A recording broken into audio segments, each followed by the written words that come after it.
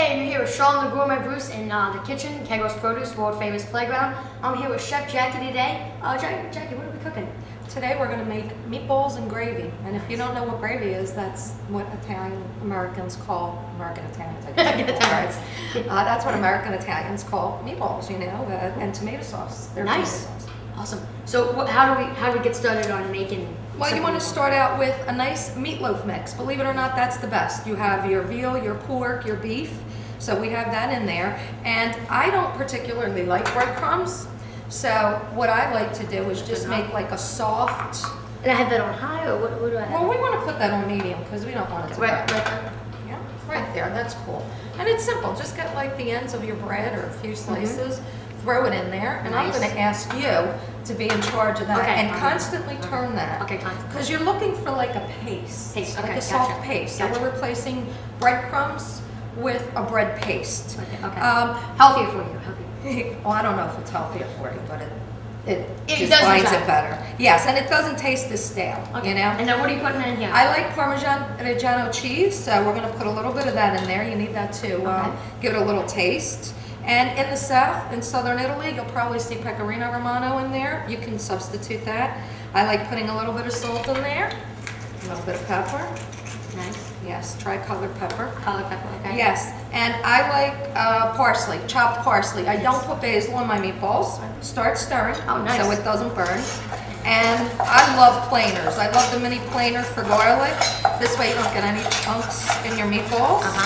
And it makes it all the same ground, like ground meat, the same texture. 1 egg. And that's all you need. Okay? Well, I'm Italian. Italians use their hands. See, my thing is simply gourmet. So there you go, simple. There you go. That's simple. Is that done yet? Let's see. Pretty good. Perfect. Perfect. And this is Chef Jackie's little trick. Go ahead. Put it in there. Secret. There you go. Put it in. Put it in. There you go. Sonia, Sean, you look like a really good sous chef. You know anything like that before? Yeah. No? Awesome. And that's it. That's basically it. And how long does this take to make? Because I'm getting hungry on this stuff. Meatballs are really easy to make. You just have to have everything like done up ahead of time. It makes it so much faster. Okay, so now everything is mixed up, and I'm going to give you a few little tips on how not to make the meatballs stick. First, you want to pull them out and make them, shape them. And as you're shaping them, Sean, do you see how they don't look really like that? Yeah. All right, so here's the little trick. You pour a little bit of oil inside the bowl and then a little on your hand when you're done forming it. And it'll just smooth it out. So then you'll have perfect meatballs. Do you want to tell them about this lovely frying pan? So this frying pan that we have the privilege of using is the Gunther Wilhelm line. And it's the finest out there on the market. You can go to GuntherWilhelm.com and order yours today. He does knives like these here. This is my personal favorite, the 8-inch knife. And he does a full line of steak knives, which are great for cooking and cutting. All right, so now we're gonna fry the meatballs. And I'm just using a plain canola oil. I don't use olive oil. Olive oil does, the burning point is way too low for frying. We use olive oil in the gravy. Yeah, in the gravy. When we make our gravy. There we go. So then we're going to put our meatballs in. So now we're going to wait for these to brown. And once they brown on that side, we'll turn them over and we'll brown them on the other side. And you always want to fry your meatballs before you put them inside your gravy. I know a lot of people just put them in the gravy, but it breaks them down and they never form as well. So now that we've turned them over, you see how nice and brown they are. Look how pretty they are. Oh my gosh. Don't they look lovely? Yes, gonna make a great gravy. All right, Sean, give me your plate.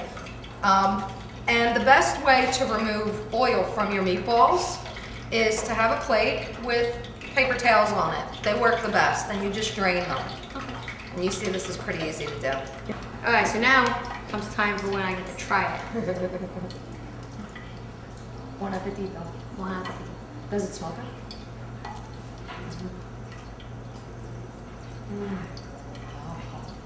Do you know what that was? Do that again. That is a round of applause to a chef. Now we're gonna start doing the gravy. Ready?